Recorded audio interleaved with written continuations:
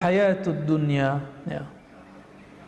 Di ujung surat Al-Hadid ayat 20. Wa mal hayatud dunya illa mata'ul ghurur.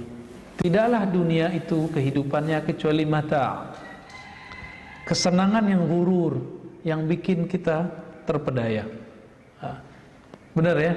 Gak usah jauh-jauh. Dunia itu salah satu yang kita pegang sekarang, Pak. Handphone, pasangan, anak, itu bikin kita lupa gak? Asik, ya itu dia. Ya. Wa qala an-nabiy sallallahu alaihi wasallam. Di sini agak saya harus ingetin kalau yang pakai kitab ya. Di kitabnya ada beberapa salah ketik ini. Nabi sallallahu alaihi wasallam bersabda, ini ada hadisnya dalam riwayat Tirmizi, "Man kana hammud dunya." Orang yang himmahnya, visinya adalah kehidupan dunia, syattatallahu alaihi amrah. Allah akan pecah urusannya. Jadi bikin dia tidak fokus, bikin dia pikirannya kemana-mana. Coba lihat, ceknya lagi sholat. Orang yang himmahnya dunia, dia sholat itu supaya rezekinya lancar. Jadi bukan karena ingin nyembah Allah. Orang-orang ini kalau dikasih ijazah sama gurunya surat Waqiah, itu surat Waqiah itu kan kalam Allah, bukan untuk dia tadaburi, tapi niatnya cuma satu, bagaimana rezekiku lancar. Dikasih wiridan sama guru, sholawat dong kamu. Dia sholawat bukan karena cinta Nabi, tapi karena dia pengen duitnya banyak. Nah ini orang-orang yang disebut syattatallahu amrah. Maka orang ini kalau zikir nggak pernah fokus, sholawat nggak pernah cinta, nggak pernah rindu. Itu syattata, kolbunya dibuat nggak bisa fokus ya. Dalam urusannya jadi banyak, syattata alaihi amrah. Maka urusannya jadi macam-macam, jadi ribet. Seharusnya mudah jadi ribet. Di sini tertulis wajahila faqrah. Nah, ini salah ketik ya, yang benar waja'ala faqrah. Ini kalau di kitab saya. Baina ainai. Dan Allah kemudian menanamkan satu sifat mental yang tidak, akibat dia tadi tidak bagus himmahnya. Mental apa? Mental kefakiran di sininya. Baina ainai, di bagian otak depannya itu yang kita sebut kortek lebih kurang ya. Itu di bagian sini itu angan-angannya jadi kayak mental miskin. Orang mental miskin gimana? Orang mental miskin gimana? Mau dia kaya, pengen dapat lebih. Maka mental miskin ini dikasih berapa aja nggak puas-puas. Ini yang kita sebut tamak. Ditamak. Maka saya sering nanya, di bulan puasa kita pernah buat kajian Mukhtasar Ihya, dan saya nanya, mungkin masih ingat, yang koruptor itu, korupsi itu orang kaya apa orang miskin? Orang kaya ya, bener. Orang miskin apa yang mau dikorupsi? Jabatan kepunya.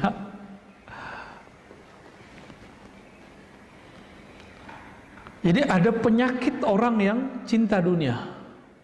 Apa penyakitnya? Fakir, mental fakir, mental miskin.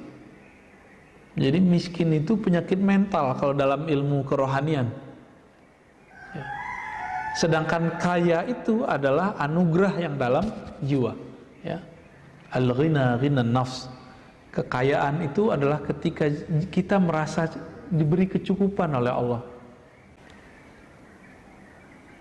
Walam ya'tihi minha illa ma kutiba lahu, illa ma kataba lahu. Dan Allah tidak berikan dia dunia kecuali yang sudah ditetapkan bagi dia. Berarti sebatas dia usaha, segitulah dia dikasih. Wa man kana hammuhu al-akhirah jama'a Allahu syamlahu wa ja'ala ghinahu fi qalbihi wa atathu dunya raghimah. Ya. Siapa yang himmahnya, visinya akhirat, Allah jadikan, Allah kumpulkan, urusannya dipermudah, pikirannya pun jadi ringan ya. Wa ja'ala ghinahu fi qalbi. Lalu kalau tadi kefakiran itu mental yang ada di sini, angan-angan, kalau ini kebalikan, orang yang himmahnya akhirat, Allah tanamkan cahaya namanya Al-Ghani di dalam kolbunya, sehingga orang itu punya rasa kecukupan, merasa cukup aja, cukup gitu. Jadi nggak ada ngeluh. Orang kalau berkecukupan, dia mengeluh nggak? Dia nggak ngeluh. Ah, ini dia. Wa atathu dunya raghimah. Lalu dunia datang kepadanya, ya seperti kita narik hewan ternak itu kan hidungnya bisa dikasih tali itu ya. Terserah dia mau ngapain. Ini masalahnya bukan masalah kaya atau miskin, ini masalah mental, ya. Cinta dunia atau cinta akhirat. Wa qala sallallahu alaihi wasallam, man ahabba dunya adarra bi akhirati. Ya. Orang yang cinta dunia, maka dia akan merusak akhiratnya. Ini ada di riwayat Imam Ahmad dan Hakim. Wa man ahabba akhiratah adarra bi dunya. Siapa yang mencintai akhirat, dia akan mengorbankan dunianya. Wa kataba ba'dahu, apa lafaz berikutnya? Fa'atharu ma yabqa ala ma yafna. Fa'athiru, ya. Maka dahulukan apa yang kekal terhadap yang fana. Yang kekal yang mana? Yang akhirat, ya.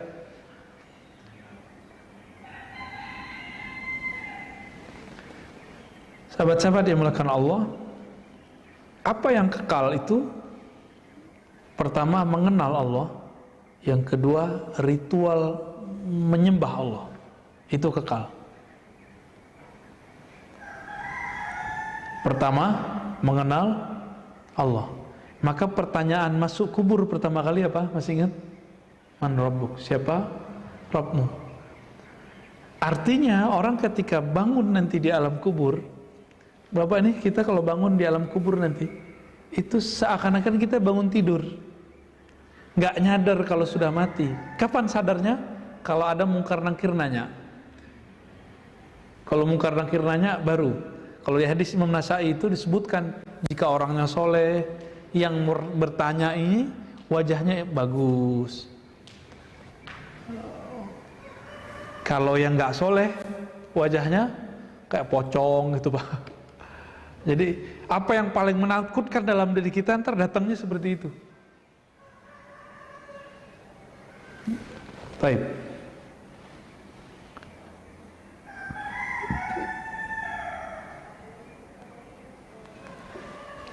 Namun sekarang orang mendahulukan ritual penyembahan daripada menyembah yang mengenal yang disembah. Yang pertama apa dulu dong seharusnya? Mengenal yang disembah. Itu yang Nabi ajarkan 13 tahun di Mekah. Di Madinah cuma 10 tahun lewat sedikit, itu baru diajarkan syariat. Coba berarti di situ.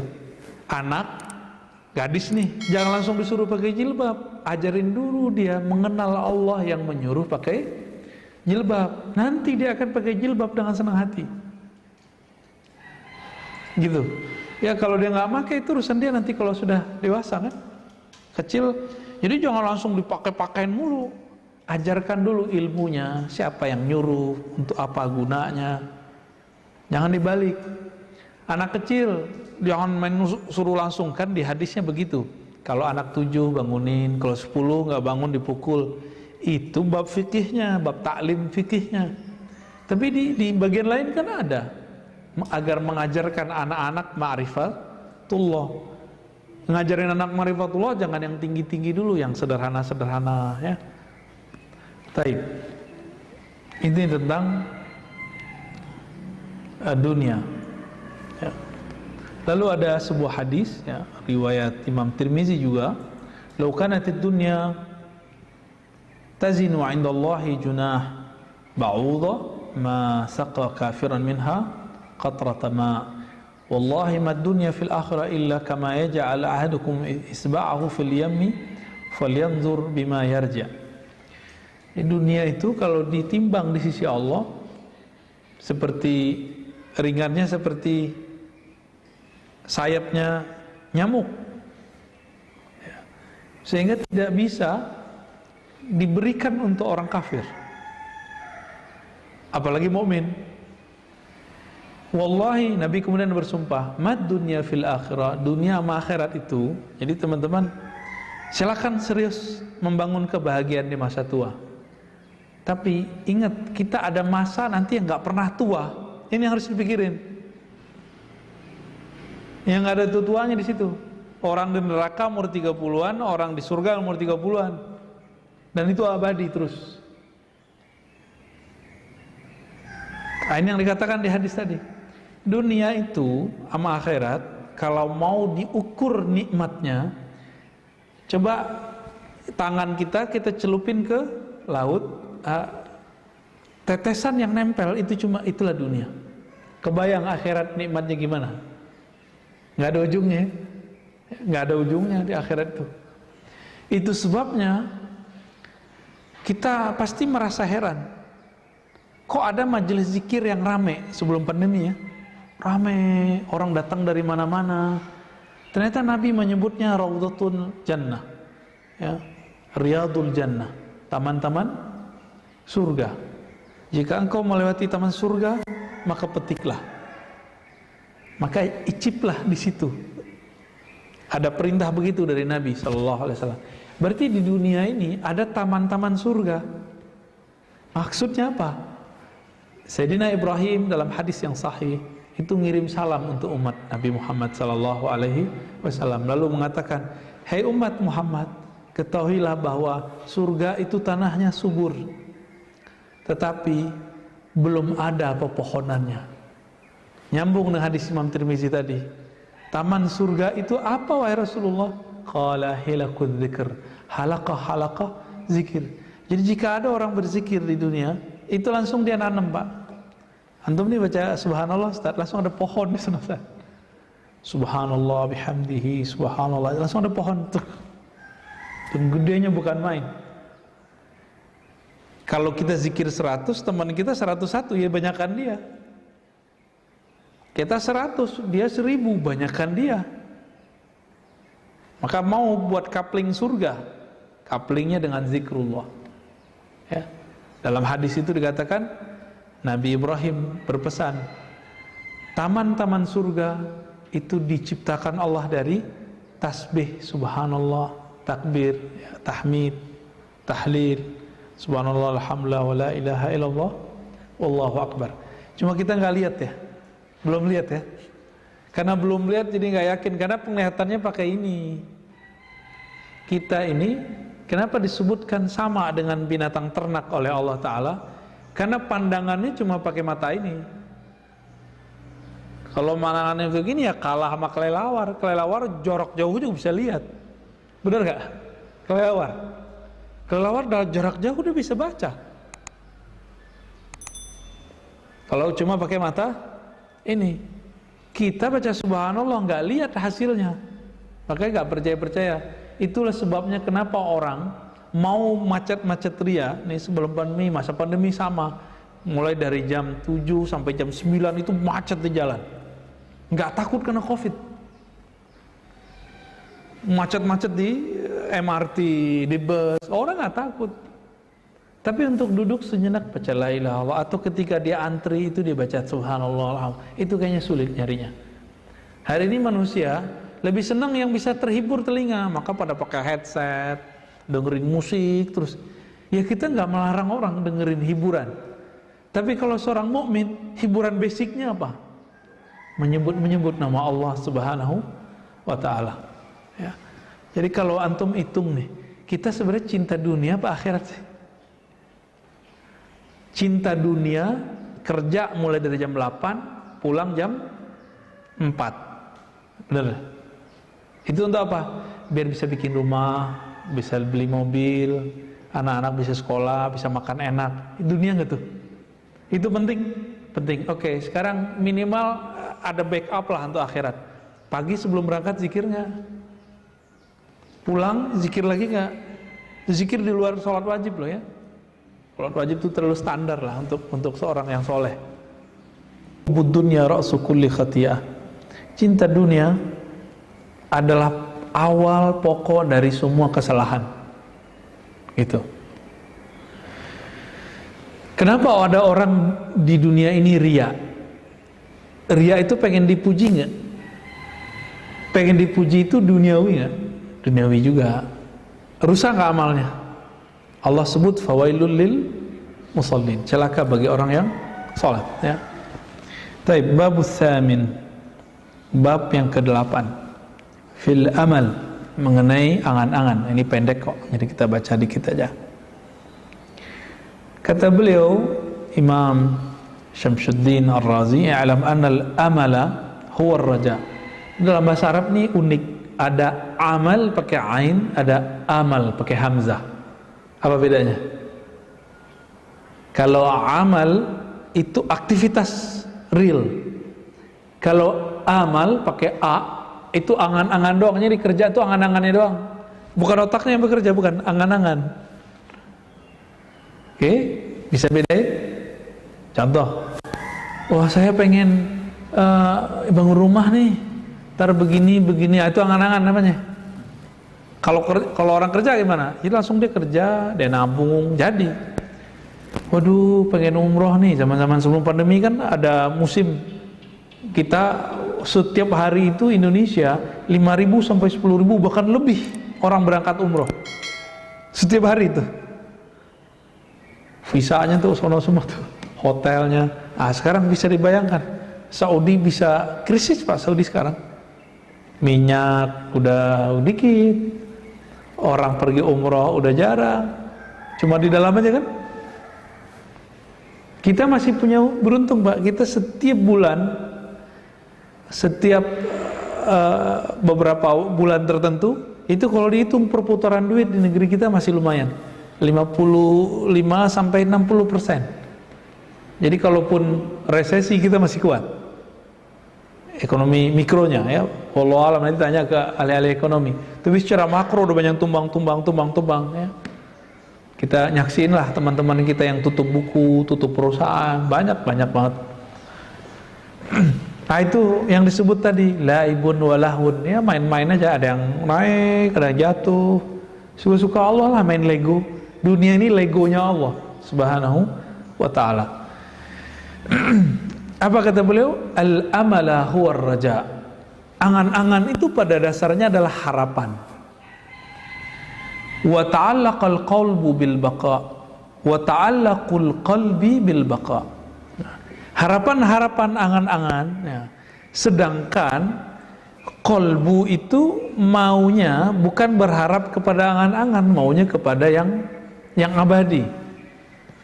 Faman tala amaluh ishtaghala bil jam'i wat tahsil wa ghafala 'anil maut wa tarakahu nasyan mansiyya kaman ayqana annahu sayabqa ila aqsa awqatil ajal. Maka orang yang sibuk dengan amal, angan-angan, kalau kolbu enggak melahirkan amal, lain lagi ceritanya. Siapa yang sibuk dengan angan-angannya, maka ujung-ujungnya hidupnya apa? Fulus. Ya semua orang butuh fulus, semua orang butuh duit. Tapi jangan jadikan itu tujuan gitu. Apa bedanya orang yang menjadikan harta itu tujuan? Kalau dia menjadikan tujuan, apa saja caranya dia harus dapat, halal atau haram. Tapi kalau orang menjadikan dunia itu bukan sebagai tujuan dia, maka dia seperlunya aja. Imam Sya'rani menyindir murid-muridnya. Apa kata Imam Sya'rani? Betapa hinanya kita, lebih hina daripada binatang buas seperti anjing, guguk. Anjing itu kalau udah kenyang, dia tinggalin makanannya Pak. Dia nggak pernah bawa pulang ke kandangnya terus mengatakan ini untuk esok, saya tabung dulu nggak ada. Itu Imam Sya'rani ngomong di kitab Al-Bahrul Mawrud Al-Minal Al-Kubra, ya. Kalau kita gimana? Kita tabung ya? Tabung, padahal tabung belum tentu untuk kita juga, ya.